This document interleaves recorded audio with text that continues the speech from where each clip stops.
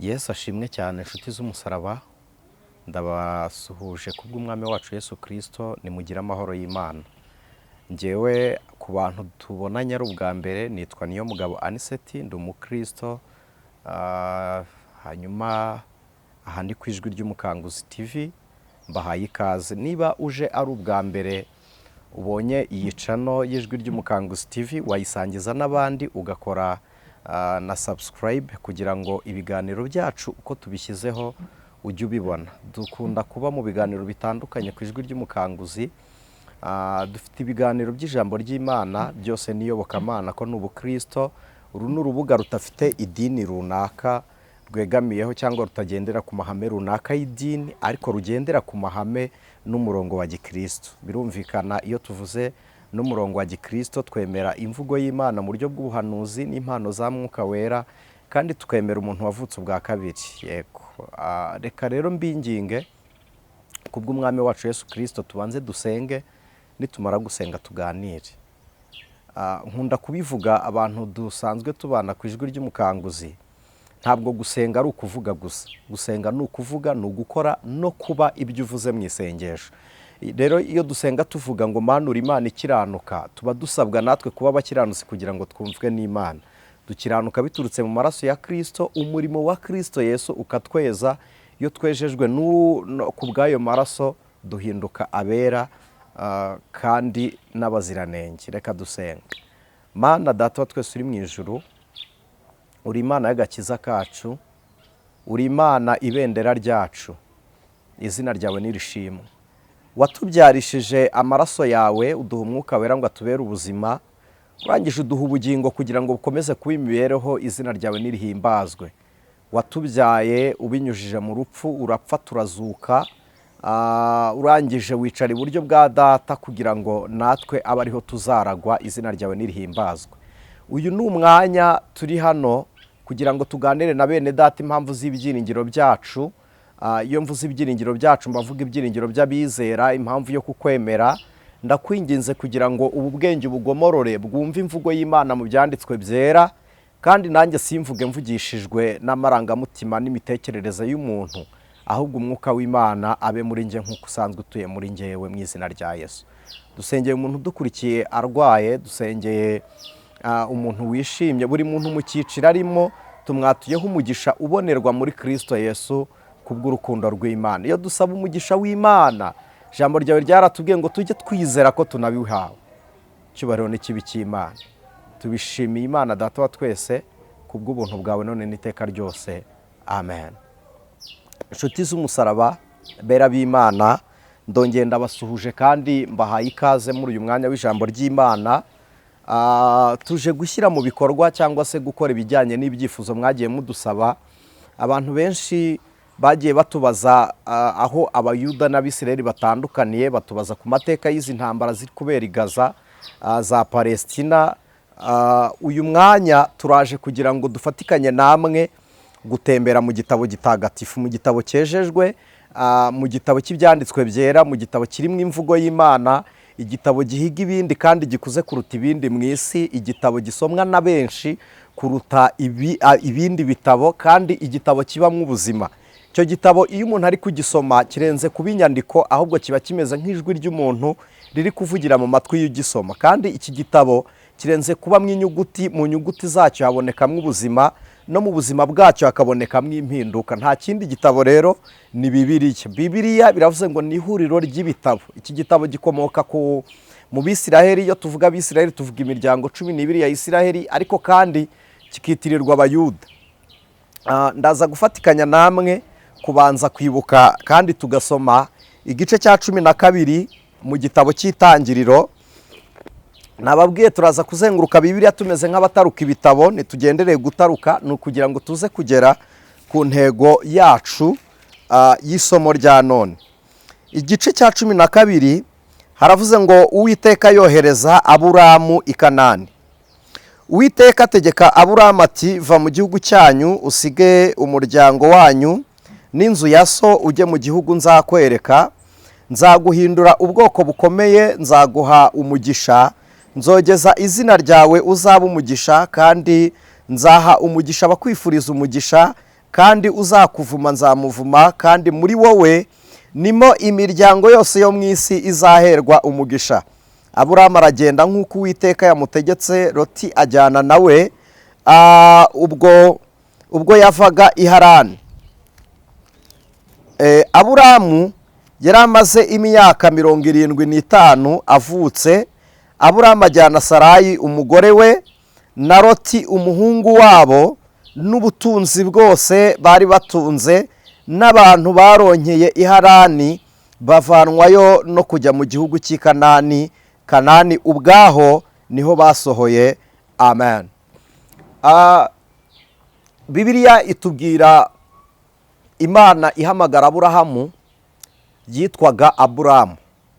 Imana iza kumuhindurira izina nk'uko Bibiliya yabivuze, nk'uko Imana yabivuze, imwita Aburahamu. Sarayi imuhindurira izina, imwita Sara.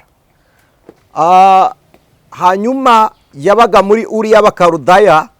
Bibutse ko Abakarudaya bagiye bayobora amami menshi, baba ku ngoma y'ubwami runaka, ari abacunnyi, ari abapfumu, ari abashitsi, ari abakonikoni, ndetse ari bo banyabwenge, ari bo bagenzuzi b'ibwami, bagiye baba abarinzi b'amategeko, cyangwa abantu bagiye bashyiraho cyangwa inteko nshinga amategeko mu bihugu byinshi cyane. Muzasanga Abakarudaya barabaye mu ngoma ya Egypti, Abakarudaya babaye mu ba Otomani, Abakarudaya babaye mu Baperesi n'Abamedi, Abakarudaya babaye mu ba Roma, Abakarudaya babaye mu ba Babuloni, Abakarudaya bagiye baba mu mami menshi. Sinshaka gutinda aho ngaho. Imana ihamagara Aburahamu, yaramubwiye ngo va mu gihugu cya so ujye mu gihugu nzakwereka. Icyo kintu uze kugitindaho, va mu gihugu cya so. Umuntu uvuye mu gihugu afite igihugu asize, afite n'ikindi agiyemo. Bibiliya ivuze iki? Iravuze ngo ujye mu gihugu nzakwereka. Imana imutuzi Kanani. Kanani nimuyireba uyu munsi ni igice gitoya cya Palestina, kikabaho n'igice cya Isirayeli. Ndaza kubibutsa ko aha i Kanani hari mu bikingi by'umwuzukuru wa Nowa witwaga Kanani. Uyu Kanani yaje kuvumwa na Nowa. Ubwo Nowa, ndaza kuhasoma muri hangana dukoresha inyandiko za Bibiliya, kuko muri no minsi muri kumva amateka menshi avangavanze ku buryo mushobora no kuza kugira urujijo ku bw'ibyo. Niyo mpamvu nshaka gukoresha inyandiko.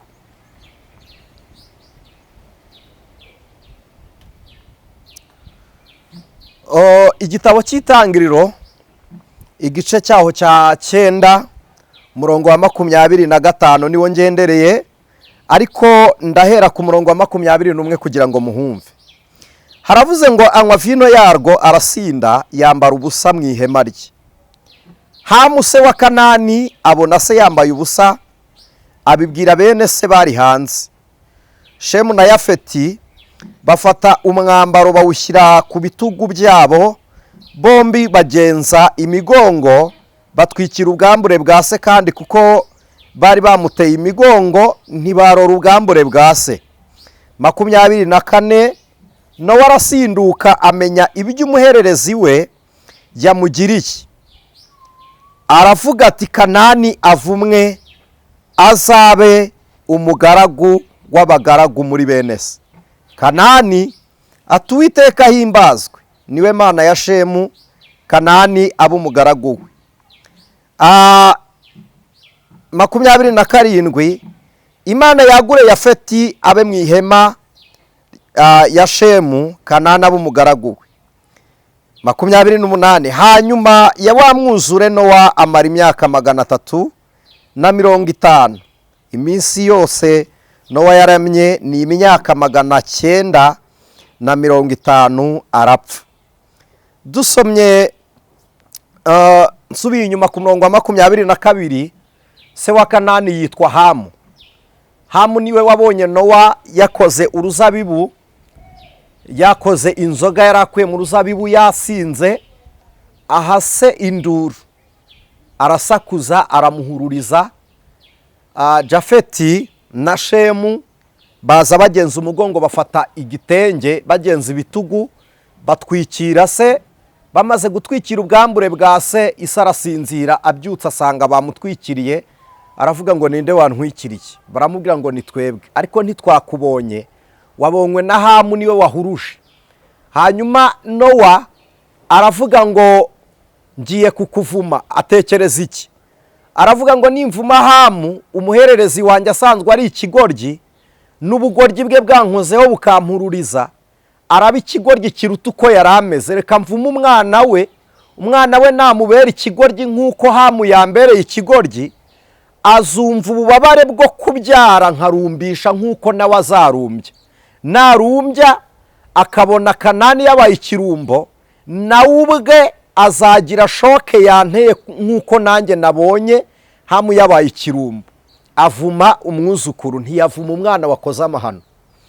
Uyu mwuzukuru amaze kuvumwa agirwa umugaragu w'abandi bagaragu.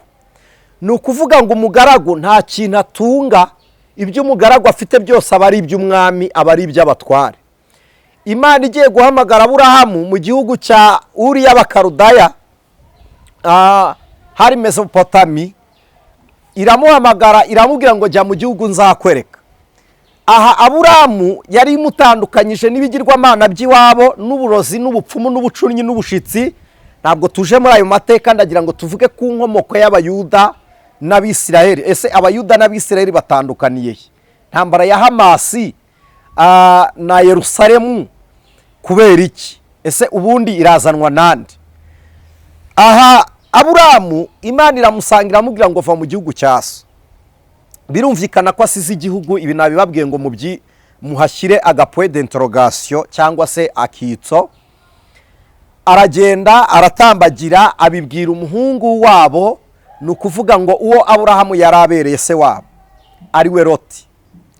Loti arahaguruka, ahagurukana na Aburahamu ndetse na se wa Aburahamu Tera barahagurukana, bagera ahitwa i Harani ku muhungu wa Tera, n'ubundi akaba mukuru wa Aburahamu. Hanyuma baza kuharara. Reka nihute naho mparenge. Abashumba babo baza gutongana, Loti asigara i Sodomu na Gomora. Aburahamu arakomeza agera ahitwa i Kanani. Kubera iki Imana itanze Kanani ikayiha Aburahamu? Aburahamu ni ubwoko bw'Imana, Kanani yaravumwe. Ni ukuvuga ngo umuvumo wa Kanani ntumwemerera gutunga ikintu icyo ari cyo cyose. Byatumye n'Imana ibona Kanani nkaho nta byiza akwiriye, arangije akurwa mu bye, arirukana. Iyo umuntu ari umuvumo arazerera. Usohoka mu rugo rwa ruhu rw'umukozi akarusigaramo yaraje ari umugaragu muri rwo. Iyo umuntu ariho umuvumo, uracuruza iduka ryawe rikaribwa n'abandi. Iyo umuntu ariho umuvumo, uburira gakondo mu gihugu uvukamo. Iyo umuntu ariho umuvumo, uburira umugisha mu biganza byawushatse cyangwa byawutunze. Ndetse iyo umuntu ariho umuvumo aririra no mu murage we. Kanani nibyo byamubayeho, yirukanwa mu murage yari afite, akurwayo na Aburahamu ajya i Kanani. Hitiriwe Kanani rero kuko hari aha Kanani. Kanani yimuka ava aho sekuru yamuvumiye. Histoire byita Hitite cyangwa Hitayite, abimukira baragiye bafata ubutaka. Kanani afata igihugu ndetse cyari kibi cyane, cyari cy'ubutayu, abarundi babwita ubugaragwa. Cyari igihugu cy'amabuye, cyari igihugu kidafite ishusho nziza, aricyo gihugu cyitwa Isirayeli. Muzumva Bibiliya Imana ibwira Abisirayeli bari muri Egiputa ngo nzabaha igihugu cy'amata n'ubuki. Ndagira ngo mbabwire ko amata aboneka ahantu hari urwuri, aboneka ku nka nziza, kandi inka nziza ziba nziza kuko zarishije. Cyari igihugu kidahingwa, ahubwo cy'amashyamba cy'imikeri n'imikenke. Hanyuma kabiri, ubuki. Nimureba imiterere y'ibi bihugu, reka nibande kuri Isirayeli, ubuki baryaga ntabwo babuhakuraga mu mitiba, mu biti no mu ki.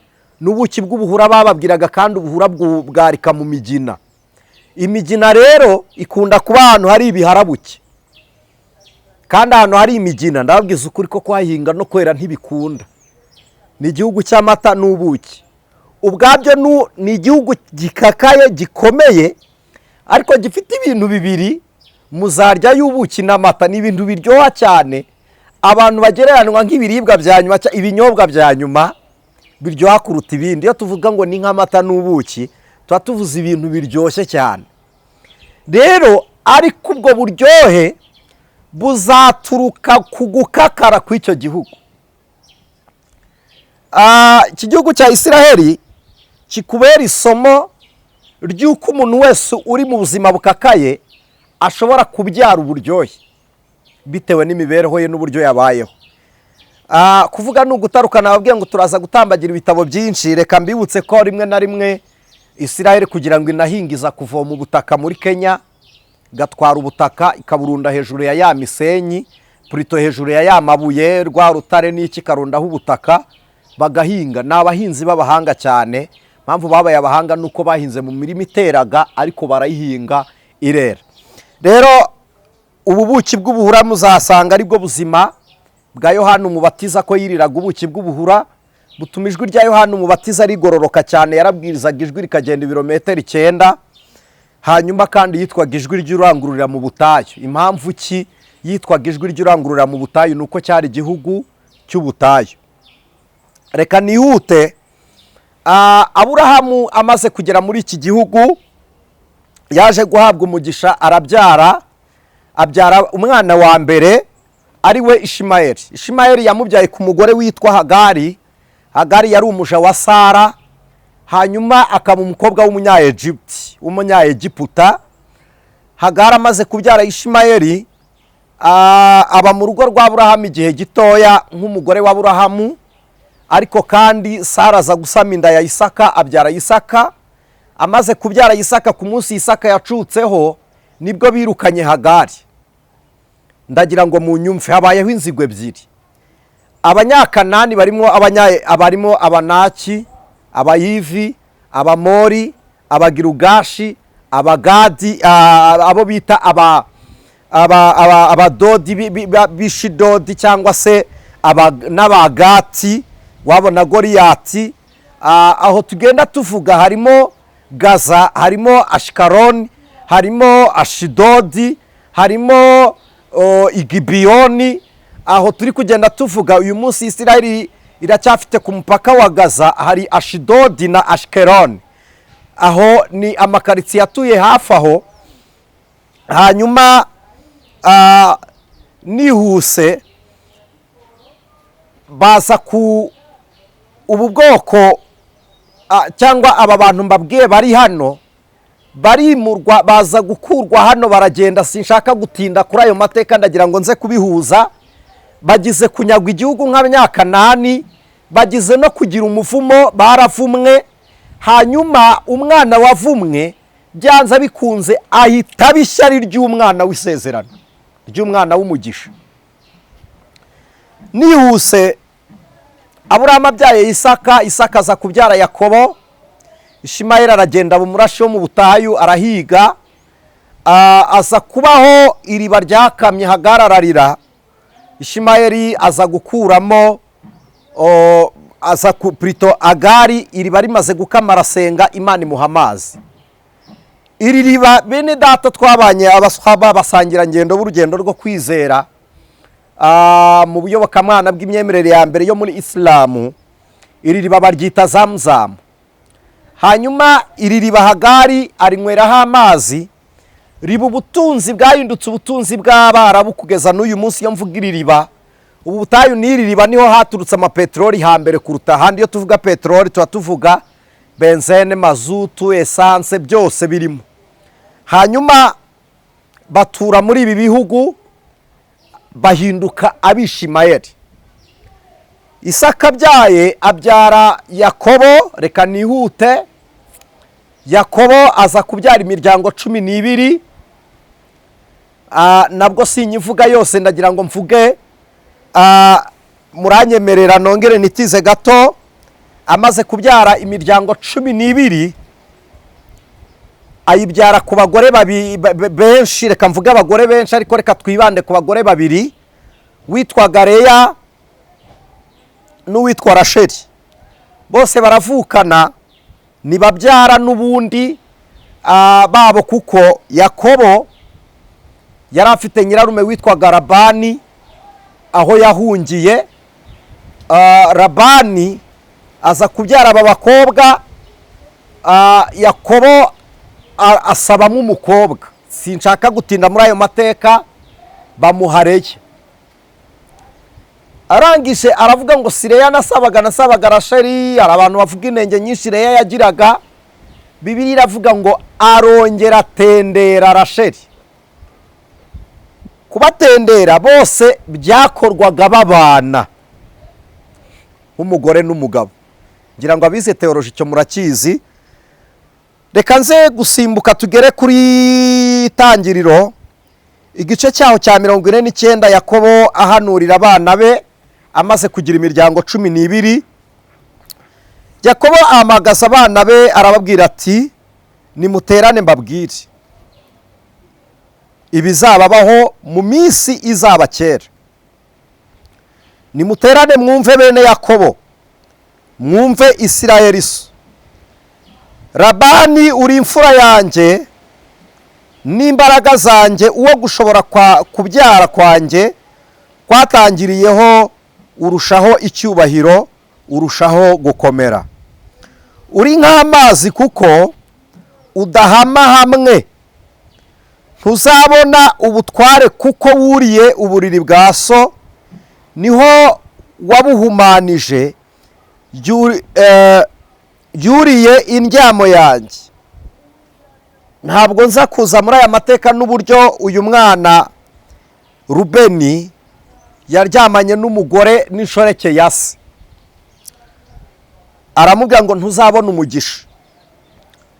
Simiyoni na Lewi ni abavandimwe, inkota zabo n'intwaro z'urugomo.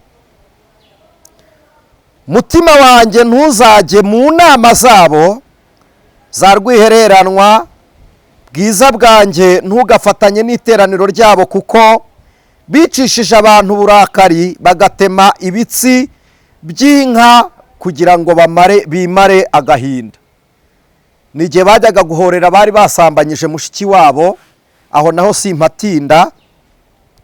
Uburakari bwabo buvumwe kuko bwari bwinshi, umujinya wabo uvumwe kuko wari uw'agashinyaguro.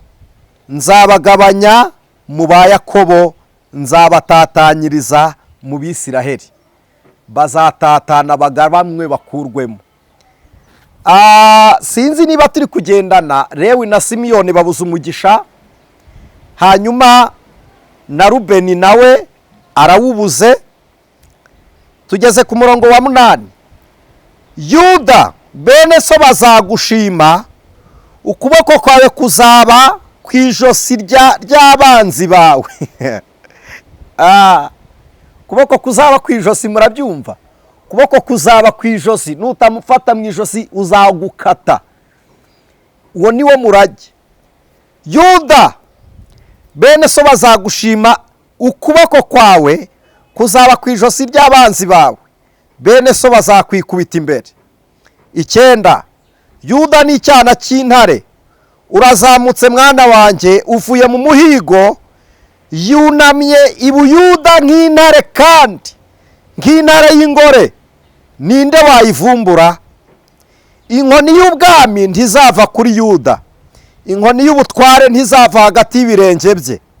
Nyirayo ataraza, uwo niwe amahanga azumvira. Oh, haleluya!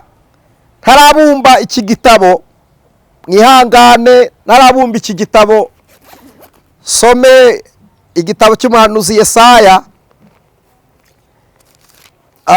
igice cyaho cya 9 umurongo wa 5.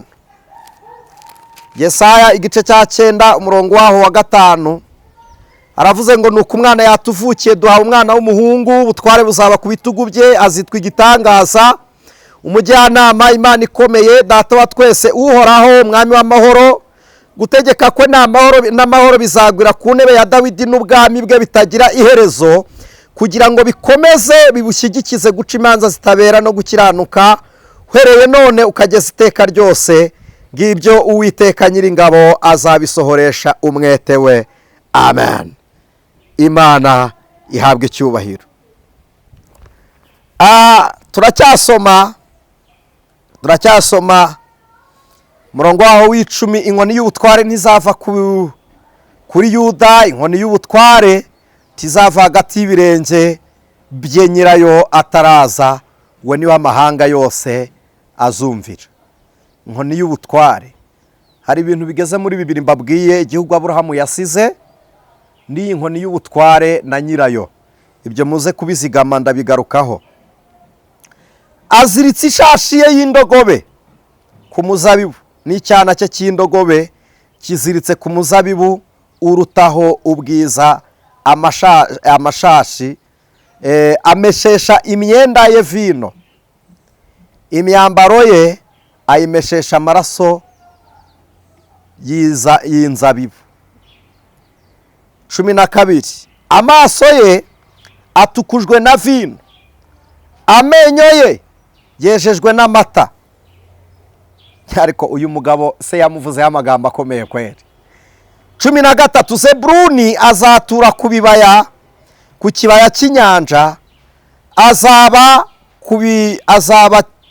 ku kibaya kiriho inkuge, urugabano rwe ruzerekana Isidoni.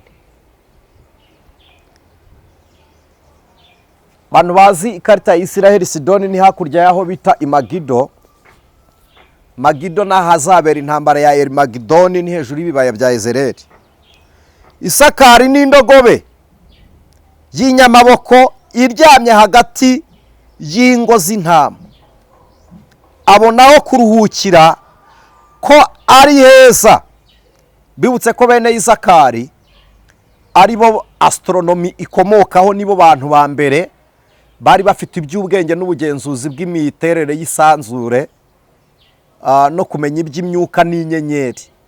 Ni bene Isakari babizanye. Dani azacira abantu be imanza, ni nacyo gisobanuro cya Dani, birasobanura ngo ni uguca imanza. Ubwo ari umwe mu miryango y'Abisiraheli, Dani azaba inzoka mu nzira n'incira mu kayira, arya ibinono by'ifarashi ihekwa nayo ikagaranzuka inyuma ikagwa. Uwiteka ategereje agakiza kawe. Gadi umutwe uzamutera, ariko nawe azabatera abirukane abakurikire hafi. Gadi niwe se w'Abagaliyadi, niwe ukomokwaho n'Abagaliyadi. Umuryango wo kwa Gadi ni ubyaro abahanuzi benshi. Yesaya avuka mu Bagadi, Eliya avuka mu Bagadi, kandi uwitwa Efuta nawe ni umwagadi, ko na se yari Galiyadi, w'Igaliyadi nyine yita Ishubi, aho bakomoka. Sinje kubabwira ayo mateka, sicyo cyari kinzanye. Kuri Asheri hazava ibyo kurya biryoha neza, azatanga ibyo kurya byiza bakwiriye abami. Reka nitse kuri hano kugira ngo ne kuza gutinda ntaza gukamura bikaba inkashi. Reka noneho twimbike. Nababwiye ngo muraza kunyihanganira tuze gusoma ibitabo byinshi. Dusomye imiryango ya bene Yakobo. Yakobo birasobanura ngo nuriganya undi, yavutse mu mpanga, abyarwa n'umugore witwa Rebeka, ise yitwaga Isaka. Rebeka abyara Esawu na Yakobo. Yakobo aza ari umwana wa kabiri, Esawu aza ari umwana wa mbere. Ariko mbere yuko Esawu avuka, Yakobo yabanje ikiganza. Bamurebye baravuga ngo yashakaga kuriganya ubutware bw'imfura, bamwita Yakobo, bisobanuye ngo yaruriganyije undi. Ntabwo Yakobo kumwita Yakobo suko yariganyije Esawu umugisha muvuga yariganyije Esawu yawuguze ibishyimbo, biriya si cyo kisobanura Yakobo. Ahubwo Yakobo nuko yari ariganyije umugisha wo kuvuka bwa mbere, akabanza ukuboko kandi umwana abanza umutwe. Hanyuma bamwita Yakobo. Yakobo aza kugirana amakimbirane na mukuru we Esawu, ahunga Esawu ajya kwa Labani, ari naho yakuye abagore babiri. Agaruka arara ku cyambu cya Yaboki, ndabibutsa arota inzozi, akahashyira ibuye. Uyu munsi aho yaroteye ni mu gihugu cya Saudi Arabia. Sinza gutinda muri ayo mateka.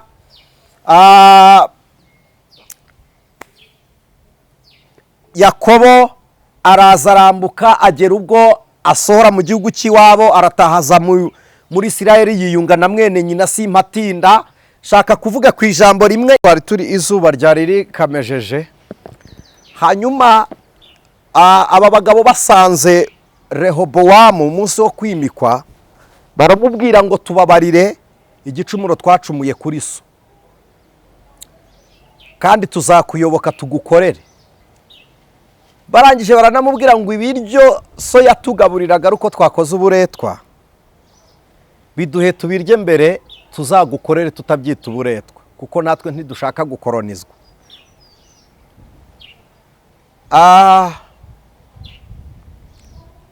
Rehobowamu akora ikosa. Munyemerere iki kintu ngisome, ni igice cya 12. Munyemerere iki kintu ngisome, ni igice cya 12 mu gitabo cya mbere cy'Abami.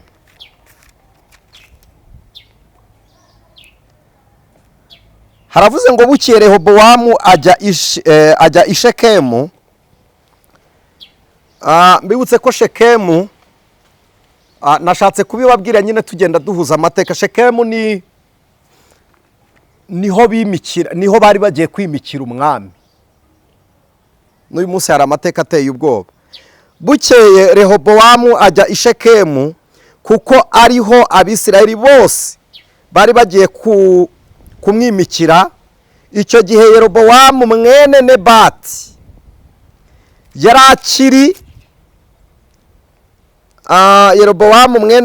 yari akiri muri Egiputa, aho yari yarahungiye umwami Salomo agaturayo. Baramutumira, nuko Yerobowamu araza, azana n'ab'iteraniro ry'Abisirayeli bose. Babwira Rehobowamu bati, so yadukoresheje uburetwa butubabaza, none utworohereze iyo mihakire ya so yatubabazaga n'uburetwa bukomeye yadukoresheje, natwe tuzagukorera. Arabasubiza ati, nimugende mumare iminsi 3, muzaze munyitabe. Nuko abantu baragenda. Umurongo wa 6. Maze umwami Rehobowamu ahera ko agisha inama abasaza bahakwaga na se Salomo akiriho. Arabaza ati, murangira nama ki uko nsubiza aba bantu? Baramusubiza bati, niwemere kwigira umugaragu w'aba bantu uyu munsi, ukajya ubakorera, ukabasubiza amagambo meza, nabo bazakubera abagaragu iteka ryose. 8. Ariko yanga inama agiriwe nabo basaza, ahubwo ajya inama n'abasore babyirukanye nawe bamuhatsweho. Arababaza ati, murangira inama ki turi busubize abo bantu bambwiye ngo nimborohereze uburetwa data yabakoreshaga?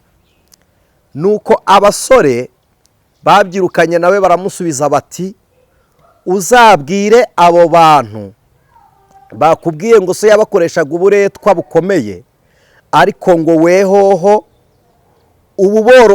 ububorohereze, ubasubize utya uti, agahera kanjye kazaruta ubunini ikiyunguyungu cya data. Ikiyunguyungu ni ukuvuga igikuma. Ariko nubwo data yabakoreshaga uburetwa bukomeye, njyewe nzabarushirizaho. Data yabakubitishaga ibiboko, ariko njyeweho nzabakubitisha sikoropiyo. 12. Ku munsi wa 3 Yerobowamu n'abantu be bose basanga umwami Rehobowamu nk'uko yabategetse ati, muzaze munyitabe.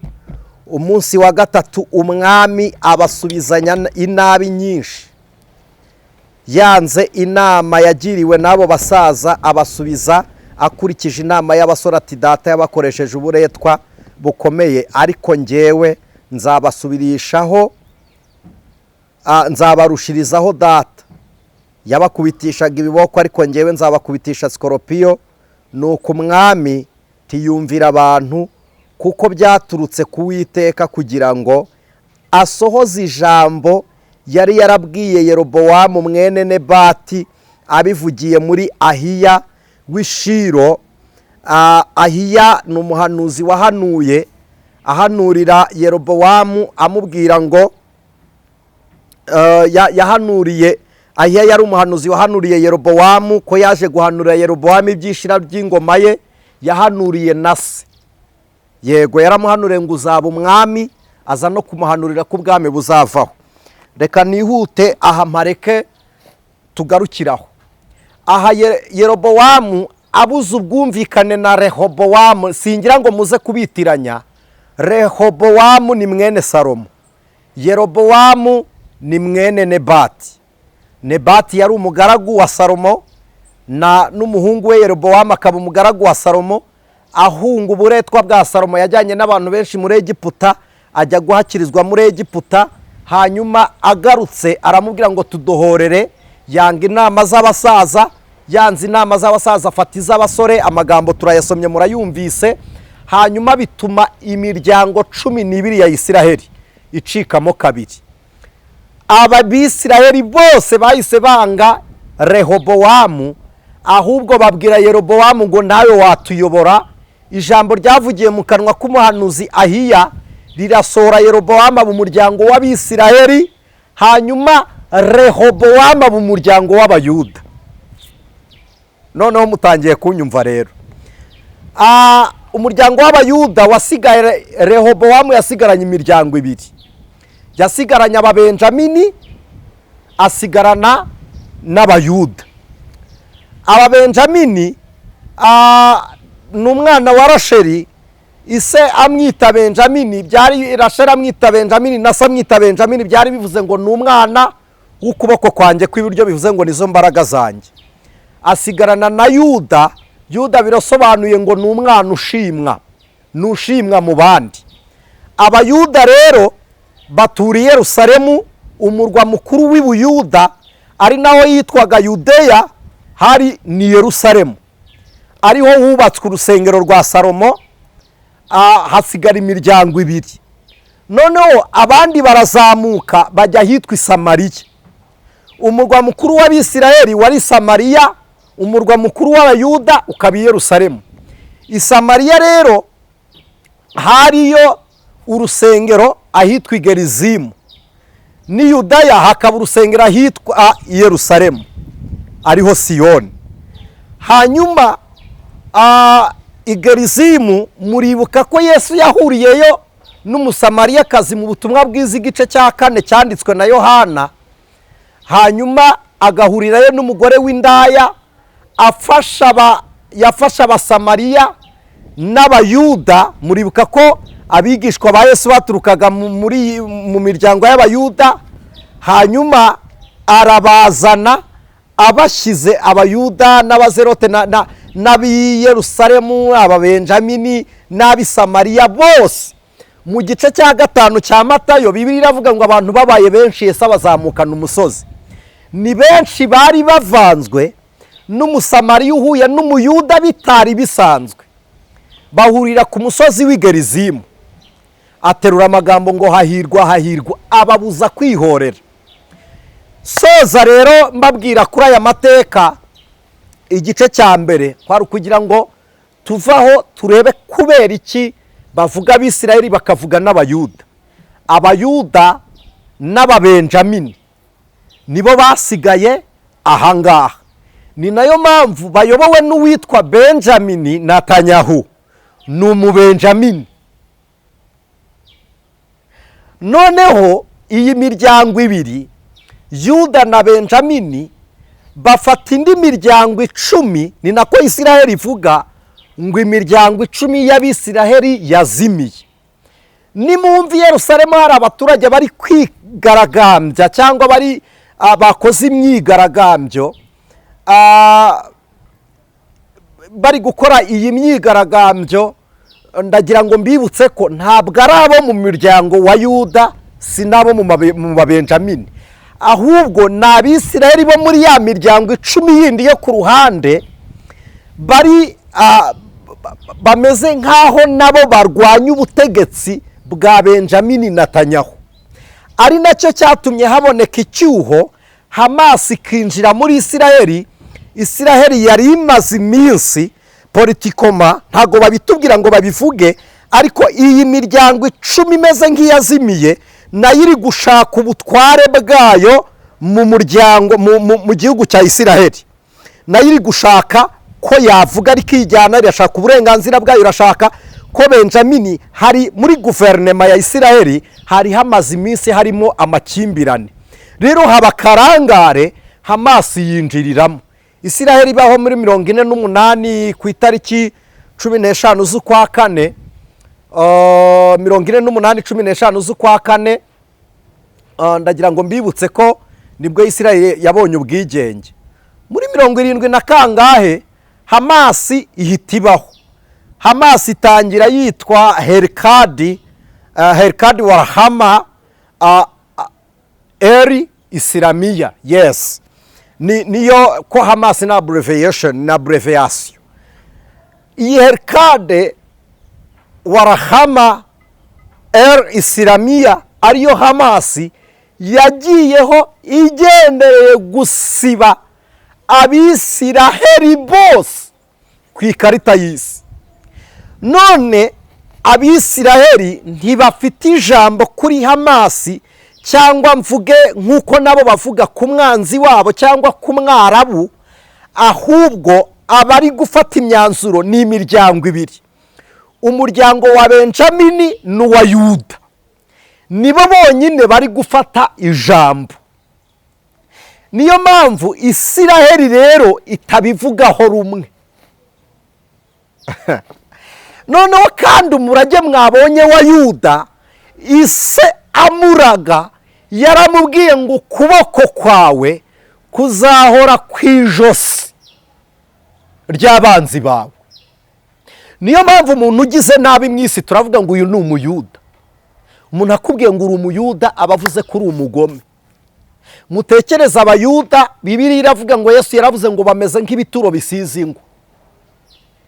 Mutekereze Yohana umubatiza babona yaravuze ngo mwabana b'inshirama, ninde ubabwiye guhunga umujinya uzatera. Mutekereze abayuda bari bafite amategeko badakomora mu bayuda, bakomora ku Mana ariko mu muryango wa Lewi. Umuryango wa Lewi rero ubw'Isiraheli cyangwa ubuyuda bwarawicaje, nta butambyi bukiri muri Isiraheli, ahubwo bitoreye intumwa arizo bise intumwa 12. Hari abantu mwanyumvishe nabi, sinavuze intumwa za Yesu, oya, bitoreye intumwa arizo bise intumwa 12 zitari mu mbabarira ibi mbivuge ukuri ngushyire hanze. Ntabwo izi ntumwa ziriho ngo zivuge ukuri k'ubutumwa bwa Kristo, ziriho ngo zamamaze ubwiza, zishyireho zamamaze, zinarinde igihango cya Isiraheli. Uko Bibiliya yivuga, barinda amateka ya Isiraheli, bagende basibura amateka ya Isiraheli, bavuga ububi bwa Ashuri ariyo Turikiya, bavuga ububi bwa Siriya ariyo Siriya ya none n'ubundi ariho Bibiliya yita muri Antiokiya, bavuga ububi bavuga ububi bwa Mowabu ariyo Jorodani, bavuga ububi bwa Babuloni ariyo Irake, bavuga ububi bw'Abamedi n'Abaperesi ari nayo Irani, kugeza ubwo bazamanuka kugeza ku gihugu cyiswe Gogi. Igihugu cya Gogi aricyo gihugu cya Rasha cy'Uburusiya, kuko Irani n'Uburusiya nibyo bizarema intambara ya Gogi na Magogi. Kandi ibimenyetso bya Gogi na Magogi bizasohorera ku ruzi rwa Efurata. Mbibutse ko igihugu cya Isiraheli kugira ngo gitere kigendera ku kimenyetso cy'uruzi rwa Efurati. Urugero, bari muri Babuloni, umugezi wa Efurata uraza ukagabanyamo Babuloni kabiri muri Iraka. Mbibutse igitabo cya Rusi kivuga uruzi rwa Efurata waturutse hakurya yarwo, yasobanuraga umucunguzi wo hakurya. Byari bivuze ngo azaturuka mu gihugu cyo hakurya y'umubiri, ni ubudapfa, ni Kristo wavugwaga. Ariko bavuze Bowazi n'undi mutware bavuga utari Bowazi. Hanyuma ko yaturukaga mu mudugudu wa Efurata. Efurata iratemba ikazamanuka ikagera muri Babuloni. Mbibutse Babuloni iterwa ku mwami Berushazari. Efurata barikamije bayimanurira mu byobo byari byarafukuwe na Nimurodi, asenya cyangwa bari gukora iminara ya Babuloni, Pluto ya Babeli. Babeli biravuga ngo ni irembo ry'Imana imwe, Babuloni ni imana ni irembo ry'Imana nyinshi. Rero niho bayobereje uruzi Efurata. Mu minsi mike yashize muri Efurata havuyemo amajwi. Imigezi uruzi rwa Efurata rwaravuze. Yorodani yagaragaje ibimenyetso nka bimwe byagaragaraga mu isarura. Ibi ndi kuvuga hari abantu mutabyumva. Hari abantu mutamenya ibyo ari byo, reka no kuba confusinga. Uruzi Efurata ari ikimenyetso cya Isiraheli. Iteka ryose Efurata yivuyeho ibintu runaka bitandukanye, Isiraheli irarwana. Efurata havuyemo amajwi, hari n'Abefurata nyine bafashe amajwi barayasiba bagira batereka. Nze gusoreza hafi aho nuko igihugu cya Isiraheli kitari kumvikana n'Abarabu. Reka ngaruke noneho ku ntambara n'imitwe izashira gute. Gogi na Magogi yegereje ite? Iyi ntambara imaze iki kuba Kristo? Reka dukatire hano iki kiganiro deja tutarahaguruka, dutangireho ikindi kugira ngo ntaza kubatera urujijo, kuko nshaka gusoma ibintu byinshi. Ndabinginze utarakora subscribe wakora subscribe. Ibiganiro byacu nakagaruka. Channel n'ijwi ry'umukanguzi, nge ndi Anicet Niyomugabo. Imana ibaha umugisha.